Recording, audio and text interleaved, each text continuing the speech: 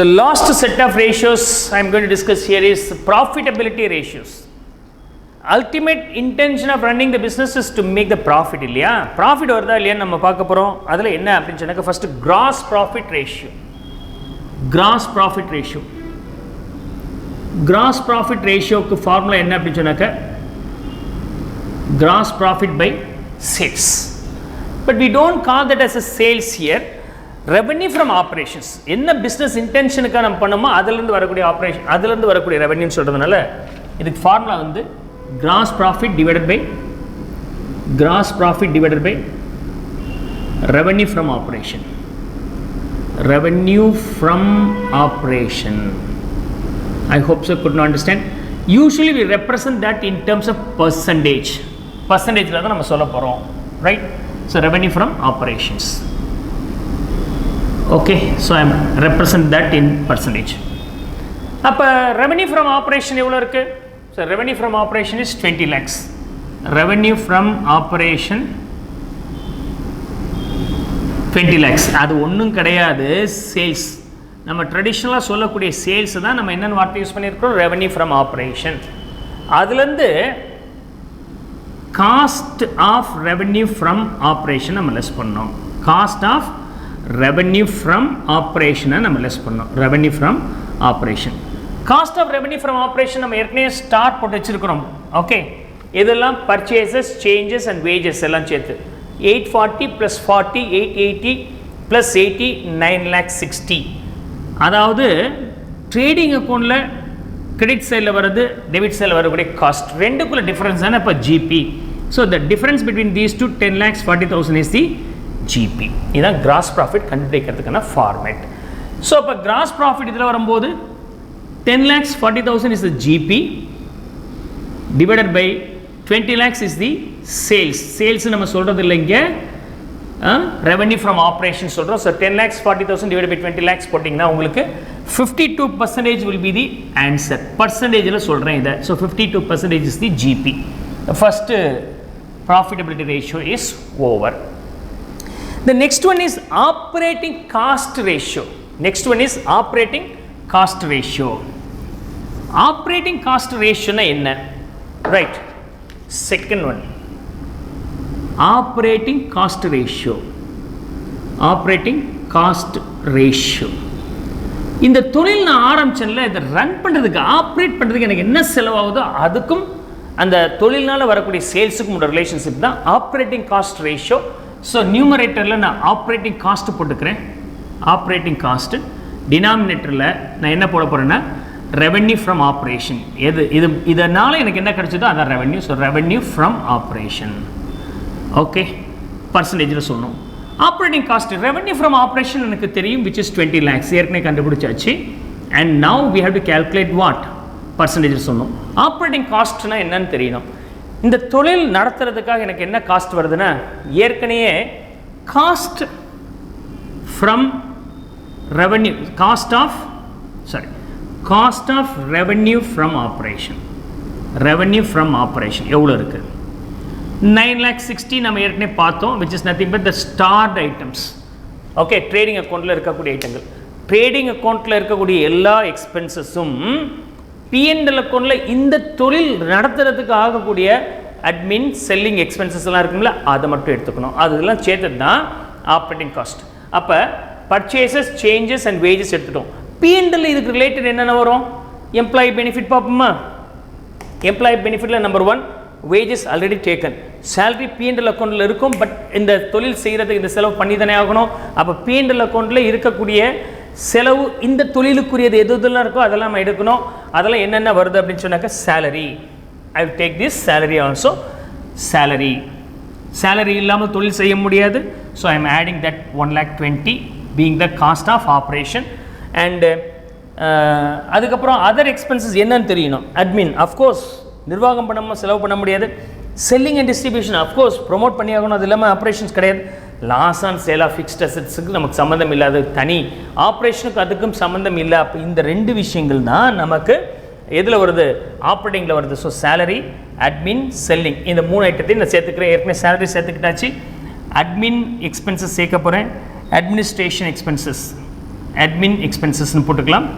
admin expenses எவ்வளோ இருக்கு, which is 1,20,000. apart from that I have to take the selling and distribution expenses. selling and distribution expenses அதுவும் இந்த தொழில் செய்கிறதுக்கு தான் செய்கிறோம், அது ஒரு 1 lakh, which is not coming here. of course loss on sale of fixed assets வராது, provision for tax வராது, அதெல்லாம் appropriations of the profit அதனால அது வராது. அப்போ of course என்னென்ன எக்ஸ்பென்சஸ் ட்ரேடிங்கில் இருக்குமோ அது பேர் cost of revenue from operation. அது தவிர P&L அக்கௌண்ட்டில் இந்த தொழில் சார்ந்து என்னென்ன செலவு பண்ணோம், இந்த செலவு பண்ணால் தான் தொழில் செய்ய முடியுமோ அதெல்லாம் நான் ஆட் பண்ணிக்கணும். அதில் salary, admin expense, selling and distribution expenses இருக்குது. இதெல்லாம் ஆட் பண்ணிங்கன்னா நமக்கு எவ்வளோ வருது? ஸோ 1 lakh and 10, 11, 12, 13 lakhs வருது. ஸோ நியூமரேட்டரில் 13 lakhs, நியூமரேட்டரில் 13 lakhs அப்படின்னா 65% is the operating cost ratio. Second operating profit ratio.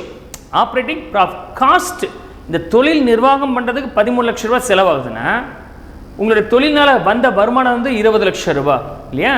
Revenue from the operations. So revenue from operation எவ்வளோ இருக்குங்க? which is nothing but sales, 20 lakhs. அப்போ அந்த 20 lakhsக்கும் 13 lakhsக்கும் உள்ள வித்தியாசம் 7 lakhs இருக்குல்ல, that 7 lakhs is called operating profit. இந்த தொழில் நிர்வாகம் பண்ணதுனால எனக்கு கிடைச்ச லாபம், operating profit. So next one is operating profit ratio. Gross profit ரேஷியோனா gross profit divided by revenue from operations.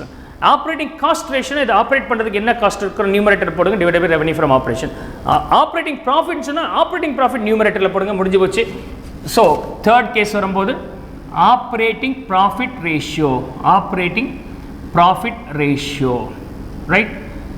So எப்போதுமே ஆப்ரேட்டிங் ப்ராஃபிட் ரேஷியோ வந்து operating profit ratio operating cost ratio சேர்த்தால் 100% வரும், இல்லைனா 1 - 65% கூட நீங்கள் டேரெக்டாக போட்டுக்கலாம். 35% இஸ் தி ஆன்சர். நீங்கள் ஃபார்முலாவில் போட்டாலும் வரும், இப்படி போட்டாலும் வரும். ஸோ நான் ஆப்ரேட்டிங் ப்ராஃபிட் கண்டுபிடிச்சாச்சு, ரெவன்யூ ஃப்ரம் ஆப்ரேஷன் கிடச்சாச்சு. நான் ஜஸ்ட் எரேஸ் பண்ணிக்கிறேன் இந்த பாயிண்ட்டை. Now I am going to copy this. Let's see. Operating profit ratio வரும்போது operating profit divided by revenue from operation, in percentage. Operating profit எவ்வளோ இருக்குது? இது 20 lakhs, சாரி, இதில் லெஸ் பண்ணிங்கன்னா 3 lakhs இருக்குது. that 3 lakhs will be the operating profit. Okay, sorry, 7 lakhs. I will erase that, sorry. 7 lakhs is the operating profit divided by revenue from operation 20 lakhs. இது பர்சன்டேஜில் சொன்னீங்கன்னா உங்களுக்கு எவ்வளோ கிடைக்குது? 35%. எப்போதுமே கவனிங்க, இது ரெண்டு சேர்த்து 100 வரணும், இல்லைன்னா 100 - 65% நீங்கள் லெஸ் பண்ணிட்டீங்கன்னா you will be getting this answer. என்ன தொழில் செய்ய 65% செலவாகுதுன்னா மிச்சம் இருக்கிறது லாபம் தானே? that's how you can get the answers. இது ரெண்டுமே pair entries. so these two entries, these two formulae also over. The next one is net profit ratio, net profit after tax ratio சொல்லலாம். So I am going to discuss that one. Another 2 more ratios. With that all the ratios are over in the very first illustration. ஒரு illustration எல்லா விஷயத்தையும் நம்ம சேர்த்தாச்சு. So fourth one, net profit ratios, net profit ratio, right? So net profit ratio வரும்போது என்ன வரப்போகுது? இதே தான், gross profit பதிலாக இங்கே என்ன வார்த்தை யூஸ் பண்ண போகிறேன்? net profit னு யூஸ் பண்ணுறேன். net profit divided by revenue from operations. net profit divided by revenue from operation. எப்போதுமே net profit னு சொன்னால் better you can take after tax இந்த less பண்ண பிறகு இருக்கிறது தான் எடுத்துக்கணும். இதுதான் net profit. This is called net profit. You can take this one, right? So this is calculated only after the provision for taxation also. So net profit after taxங்கிற வார்த்தையை use பண்ணிங்க, after tax in percentage. So இங்கே net profit எவ்வளோ இருக்குது? 5,40,000 rupees. And of course in denominator revenue from operations is nothing but the sales, which is 20 lakhs. So 5,40,000 divided by 20 lakhs in percentage la போட்டிங்கன்னா உங்களுக்கு 27% you will be getting. So fourth profitability ratio is also over. Then fifth one, return on investment. So return on investment is the fifth profitability ratio. இதில் net profit before interest, and tax அதை எடுத்துக்கணும், divided by capital employed எடுத்துக்கணும், divided by capital எம்ப்ளாய்டை எடுத்துக்கணும். Okay, so capital எம்ப்ளாய்டுனா என்ன அர்த்தம்னா இந்த தொழில் செய்கிறதுக்கு தேவையான பணம். ஒரு தொழில் செய்கிறதுக்கு ஒரு ஆள் போதுன்னா ஓனரே அந்த வேலையை பார்த்துக்கிறார், பெட்டி கடை வச்சுக்கிறார். ஒரு தொழில் செய்கிறதுக்கு 4 பேர்னா இவரே 4 கை வச்சு பண்ண முடியாது, அப்போ இவர் ப்ளஸ் 3 பேர்த்து வேலைக்கு போட்டுக்கிறார். ஒரு தொழில் செய்கிறதுக்கு 1 லட்ச ரூபா வேணும், என்கிட்டே பணம் இருக்குன்னா என் பணத்தை போட்டுடலாம். பட் ஒரு 10 லட்ச ரூபா போனால் என்கிட்ட இல்லை, என்ன பண்ணலாம், என்கிட்ட இருக்க 2 லட்ச ரூபா ஒரு 4-5 பேர்த்து சேர்த்துக்கிறோம், இல்லை கடன் வாங்கிக்கிறோம். அப்போ எல்லாம் சேர்த்திங்கன்னா தான் capital employee. So you are employing the fund for the business.